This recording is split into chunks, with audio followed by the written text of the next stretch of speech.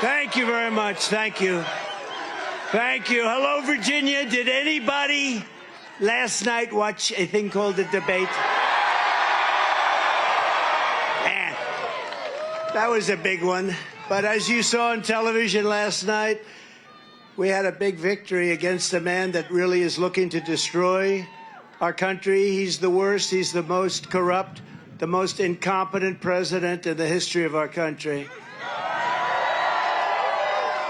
And we have to take it back from that party. That's an evil party, despite the fact that crooked Joe Biden spent the entire week at Camp David resting, working, studying. He studied very hard. He studied so hard that he didn't know what the hell he was doing. He got the debate rules that he wanted. He got the date that he wanted. He got the network that he wanted with the moderates he wanted. No amount of rest or rigging could help him defend his atrocious record. It's not defensible. I don't care who you were. You could be the late, great Clarence Darrow. Has anyone ever heard of Clarence Darrow? He was known as quite a good debater. Not as good as your governor, but that's okay. Hello, Governor. I can't miss this guy in the crowd. But his son's much better looking than him. Joe Biden's problem is not his age. It's not his anything, really. He's got no problem other than it's his competence.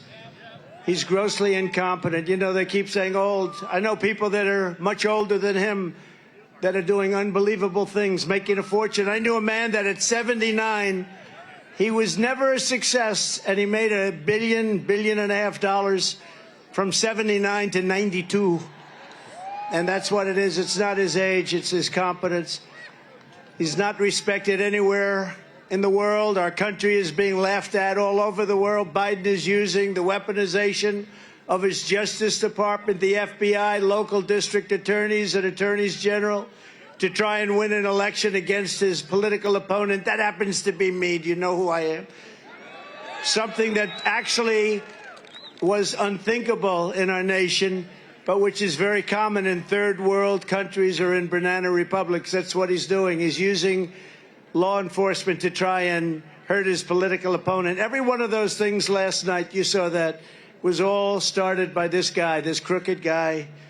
And not only crooked, I mean, just so bad in so many ways. He's killing our country. He's incapable of winning based on his far-left policies of open borders, massive tax increases, the Green New Scam.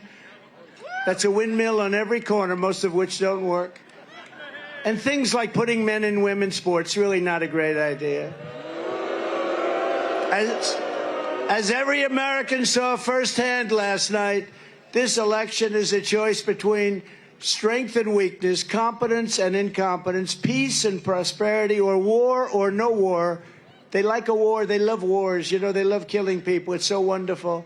You know, I'm the only president in many, many decades that didn't start a war. I finished one. I beat ISIS in record time.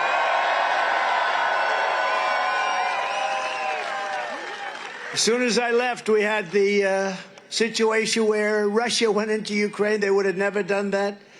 And where Israel's attacked. And then we had inflation. And then we had that horrible, horrible event that took place in Afghanistan. The worst, I think the most embarrassing moment in the history of our country.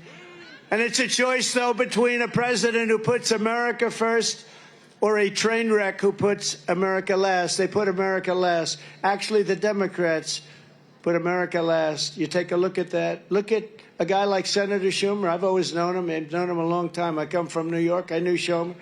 He's become a Palestinian. He's a Palestinian now. Congratulations. He was very loyal to Israel and to Jewish people. He's Jewish, but he's become a Palestinian because they have a couple of more votes or something. Nobody's quite figured it out. A vote for Joe Biden is a vote for failure, surrender, and disaster for our country. A vote for your all-time favorite president, President Donald J. Trump.